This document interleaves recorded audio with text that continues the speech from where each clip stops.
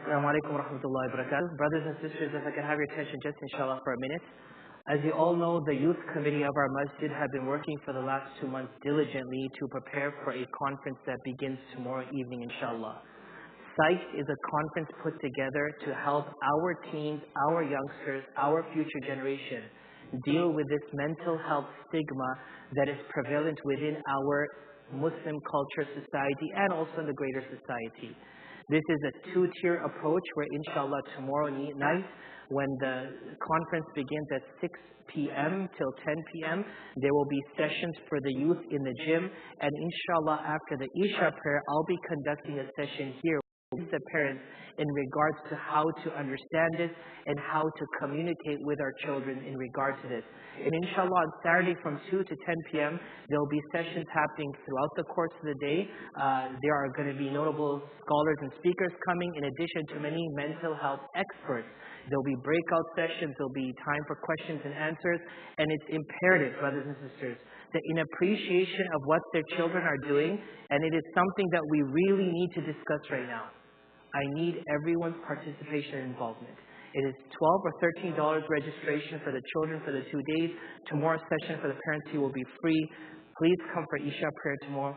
Bring your teens. For Frisco ISD, they're off tomorrow and on Monday. For Plano ISD, they're off on Monday. So inshallah, we could postpone other things that we need to do till Sunday, Monday. But please make this a priority and do attend inshallah. Finally, brother Sherwan Ahmad Chaudhry in New York is sick. We ask Allah subhanahu wa ta'ala to give him shifa kamila, ajila, mustamira daima. May Allah subhanahu wa ta'ala grant him goodness from his treasures and allow him to pass through the test of illness with full colors. Ameen ya Rabbil Alameen.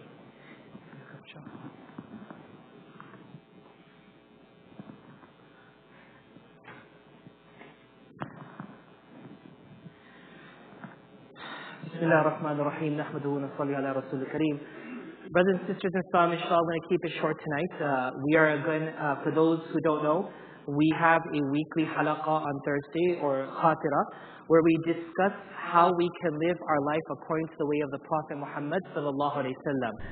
So how my 24-hour life can be mimicking the way of the Prophet Muhammad sallallahu alaihi wasallam, so I can gain two benefits. Number one, fulfillment of my needs, and at the same time, a blessing and a reward from Allah subhanahu wa ta'ala. Today, we're going to be discussing a very important topic. Recall from the beginning of our journey, we started from leaving our home, coming to the masjid, praying, going back home, eating, mingling with one's family, sleeping, waking up, making wudu and ghusl, and now we're going to start the day again, inshallah. A very important part of us is our representation. How do I represent myself? We live in a society where part of this stigma that we are going to address tomorrow is how people see you.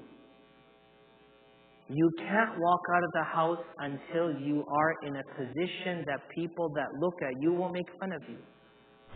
For brothers, it may be grooming yourself and looking clean. For sisters, it may be makeup and making yourself look flawless. But understand what's happening.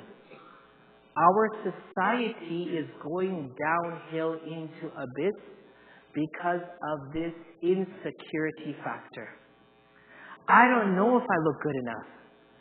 I need to do anything that even if the person next to me gives me the slightest smirk or laugh, I will take it that they're making fun of me. I'm going to run into the men's room or the women's room and I'm going to look in the mirror, what was wrong? Do I need to put some more foundation? Do I need to cover that zit? Is my hair not right? And this is all for who? To appease the world. And when we come home, we drop dead. Meaning, how I look at home, I don't care. You know, I could walk around in a dhoti or lungi all Sunday afternoon and who cares?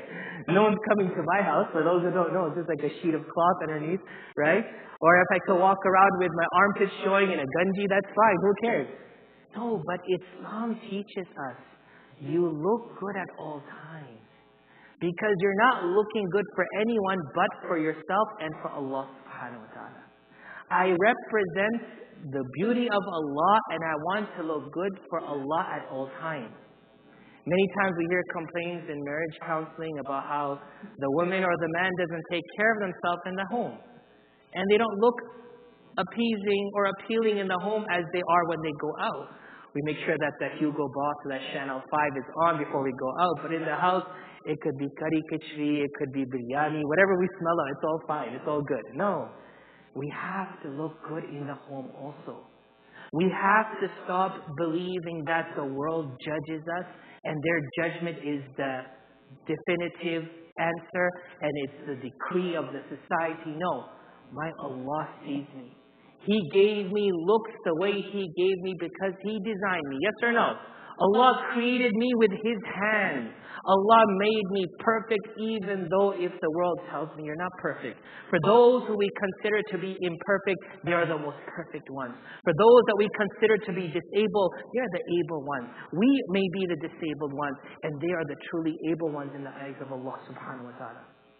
So the Prophet Muhammad sallallahu alaihi wasallam taught us to groom ourselves. And especially for those, and I don't want to point anyone out, but especially for those who are more consistent with the attire which is closely represented to the sunnah. May it be a topi, the beard, a turban, a long gown, whatever it is. Aqrab ila sunnah is what I'm saying. Because we talked about garments which are sunnah. Everything else is mimicking it. That too should be a representation of goodness. Our clothing shouldn't be dirty. Our turban shouldn't be off. It's like half of it got hit by a tsunami, for example. No, everything of the Prophet Muhammad was beautiful. He was beautiful, sallallahu alaihi wasallam. He was perfect, sallallahu alaihi wasallam. What touched his body was also beautiful and was also perfect because he made sure he aligned it to that perfection and to that beauty. So 4 things we want to talk about tonight because it's a little lengthy subject, but inshallah we're doing it step by step. Number 1, in regards to the brothers and sisters, this is general. Make yourself presentable before interacting with others.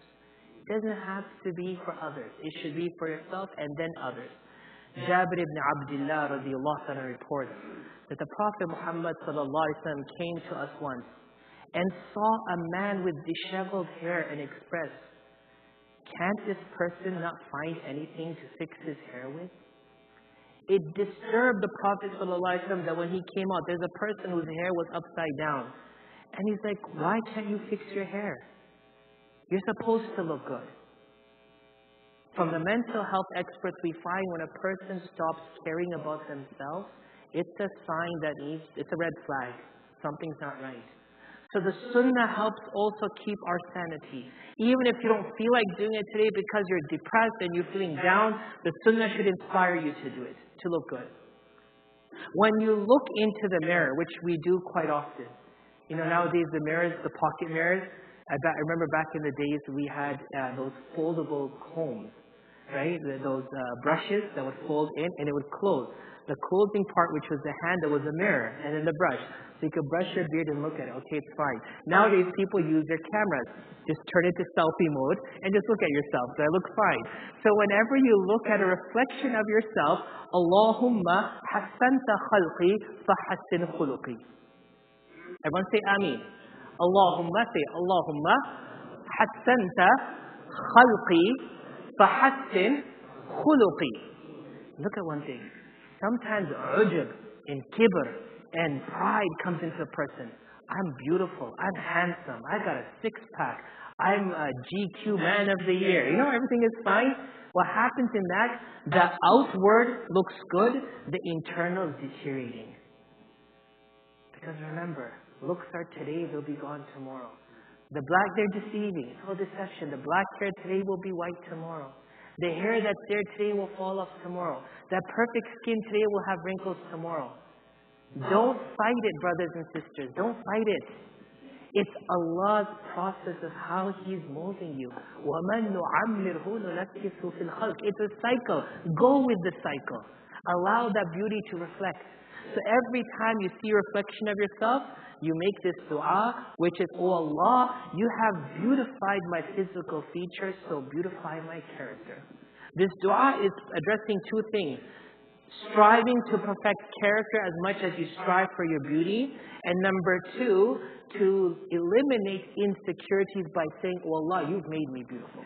If you say that 100 times a day, oh Allah, you've made me beautiful, now you don't care what the people think. You don't care what the people say. Rather, your internal beauty will surpass your external beauty, and the world will say, that's beautiful. Number three, apply oil to your hair. Anas ibn Malik radiallahu anhu reports that the Prophet Muhammad sallallahu alaihi wasallam would apply oil to his hair and thoroughly comb his beard. And last but not least, comb your hair beginning from the right side. Isha radiallahu ta'ala anha reported that the Prophet Muhammad sallallahu alaihi wasallam liked beginning with the right side as much as possible in all of his affairs. When attaining ritual purity, combing his hair, or putting on his shoes, he would always start from the right side. So we talked about tonight is four things. Look presentable at all times. When you look in the mirror, say, oh Allah, you've made me beautiful. Make my character beautiful. Your hair and your beard, brothers, has to be representing you. At all times. The sunnah takes time. Takes a lot of time to sit there and groom and take care of it, but do it. Why? Because it's a part of the beauty that reflects the beauty that Allah has given you. Take care of it, oil it, comb it, and do it from the right side first. May Allah give us all the ability to be grateful for all His bounties, to acknowledge His bounties and blessing, and to express gratitude at all times, and to represent the goodness in this world and gain the reward of that goodness in this life and in the akhirah. Ameen Rabbil Alameen. Jazakumullah khairan for your time. We'll speak to you soon, inshallah. Assalamu alaikum wa rahmatullahi wa barakatuh.